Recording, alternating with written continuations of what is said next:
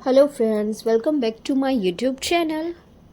आज हम हाजिर हैं अपनी नई कहानी के साथ और आज की कहानी का शीर्षक है चुरकी मुर्गी की कहानी। तो चलिए स्टार्ट करते हैं आज की कहानी। एक गांव में दो बहनें रहा करती थीं, चुरकी और मुर्गी। चुरकी सांवली रंग की साधारण रंग की लड़की थी। मुर्गी गोरे रंग की लड़की थी, सुंदर लड़की थी। साधारण रंग रूप के कारण चुरकी का विवाह एक गरीब परिवार में हुआ।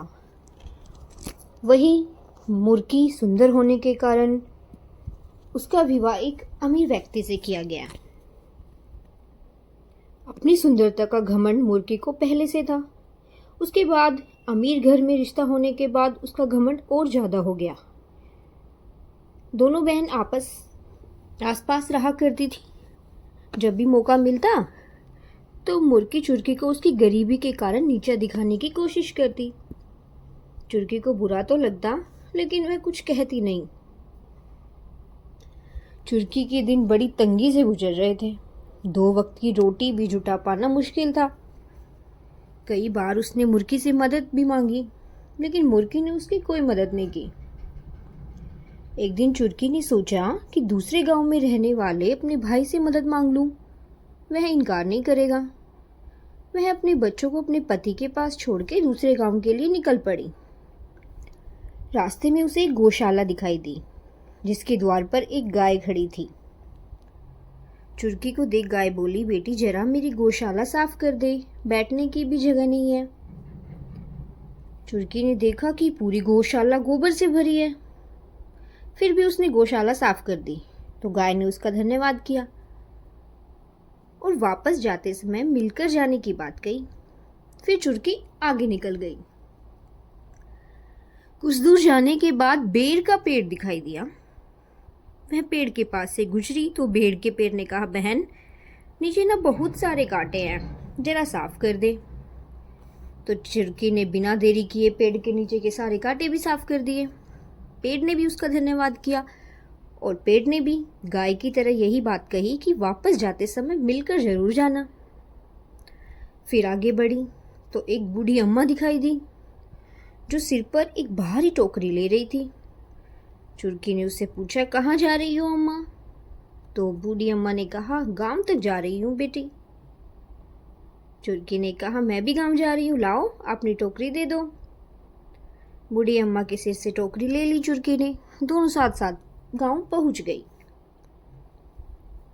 चुरकी ने बूढ़ी अम्मा के घर टोकरी छोड़ी और अपने भाई के घर आ गई। मगर उसका भाई घर पर था नहीं, तो भाभी से मिली और अपने हालात बताए। भाभी ने उसे घर से भगा दिया। दुखी हुई और गांव वापस लौटने लगी तो रास्ते में उसी बूढ़ी अम्मा का घर आया। तो बूढ़ी अम्मा ने उसे घर पे बुलाया और कुछ खाने को दिया। फिर अपनी टोकरी देके विदा कर दिया। तो रास्ते में चुरकी ने टोकरी से कपड़ा हटाया तो हैरान रह गई। टोकरी सोने चांदी से भरी थी। फिर वह चलते चलते एक बेर के पेड़ के पास पहुंची।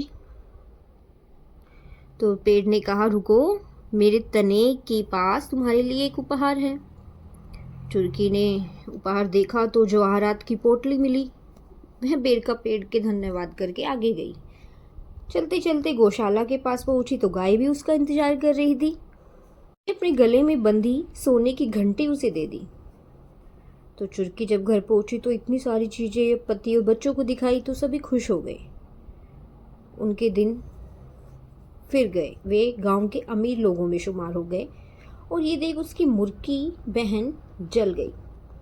एक दिन उसने चुरकी के बच्चों को घर बुलाया और उनसे पूछा कि वे अमीर कैसे बने। बच्चों को कुछ पता नहीं था। वे बोले, मामा के घर से माँ उपहार लेकर आई है। तो मुर्गी ने सोचा, जरूर उसके भाई ने चुरकी को बहुत सारा उपहार दिया होगा। उसने भी अपने भाई के घर जाने का फैसला किया। अगले दिन वह भी गांव के लिए निकल पड़ी। रास्ते में गौशाला दिखी तो गाय ने साफ करने के लिए निवेदन किया, लेकिन मुर्गी आगे बढ़ गई। उसने गौशाला साफ नहीं की। फिर बेर का पेड़ दिखा तो बेर के पेड़ ने भी उसको निवेदन किया, लेकिन उसने उसकी बात भी नहीं मानी। आगे गई तो गांव के बाहर बूढ़ी अम्मा दिखाई दी। जिसके सिर पर टोकरी थी, लेकिन मुर्गी ने उसकी भी कोई सहायता नहीं की। यह कह के आगे बढ़ गई कि वह कोई नौकरानी नहीं है। आखिरकार अपने भाई के घर पहुंची। भाई घर पर ही था। उसने उसका खूब सत्कार किया, मगर बिना कुछ दिए ही वापस भेज दिया। दुखी मन से वापस लौटी। रास्ते में प्यास लगी, पानी मांगने घर गई तो बूढ़ी अम्मा का घर था। उसने पानी दे दिया। पानी पीते ही मुर्गी का मुंह कड़वा हो गया और वह वहां से निकल गई। रास्ते में बेर का पेड़ था। सोचा बेर खा के मुंह का स्वाद ठीक कर लूं। बेर तोड़ने के लिए आगे बढ़ी तो पैरों में कांटे चुभ गए और उसके पैर से खून बहने लगा। इसी प्रकार आगे चली तो गाय गौशाला तक पहुंची। वह जैसे ही टीले पर बैठने को हुई तो गाय ने उसे सींग मारा, जिससे उसकी कमर टूट गई। किसी प्रकार वह महीनों तक बिस्तर में पड़ी रही, क्योंकि उसे अपने बुरे व्यवहार, घमंड और लालच का फल मिल गया था। फ्रेंड्स, आपको ये हमारी कहानी कैसी लगी कमेंट्स में ज़रूर बताइएगा। और इस कहानी से हमें क्या सीख मिलती है कि हमें कभी घमंड नहीं करना चाहिए, दूसरों की सहायता करनी चाहिए और कभी लालच नहीं करना चाहिए।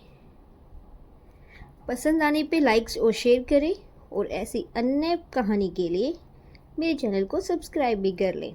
मिलते हैं आपसे नेक्स्ट वीडियो में। तब तक के लिए जय हिंद, जय भारत।